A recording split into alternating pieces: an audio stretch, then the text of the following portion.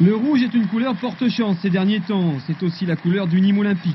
Alors pour ce dernier match de l'année, les joueurs gardois portaient fièrement de la tête aux pieds l'étendard local.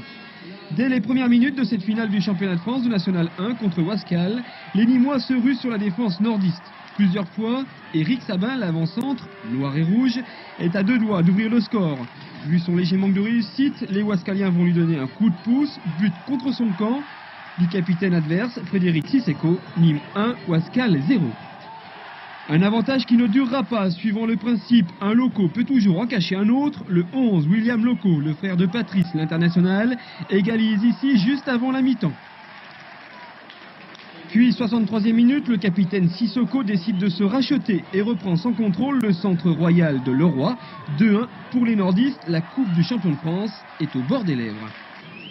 Il reste 6 minutes dans le temps réglementaire et miracle suivait le numéro 3, Anthony Vosalo. Il se prend pour Del Piero, le joueur de la Juventus, et marque comme lui en finale de la Champions League un but du talon, une Del Pierade en quelque sorte.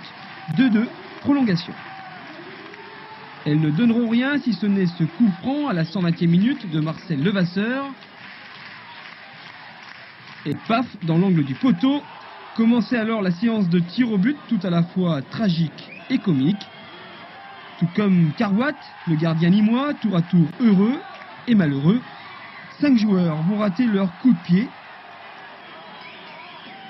Et au bout du suspense, c'est le vétéran Misha Bazdarevic qui mettait tout le monde d'accord. Les Nîmois, au terme d'une saison exceptionnelle, gagnent enfin le premier titre de champion de France de toute l'histoire du club. Un match pour la gloire, mais un match qui comptera dans les annales du Nîmes Olympique qui n'avait jamais remporté le titre de champion de France. Cette fois, c'est fait. Les Crocos sont champions de National 1. C'était contre Wascal le vendredi soir au Costières. 2 équipes qui, la saison prochaine, joueront en seconde division.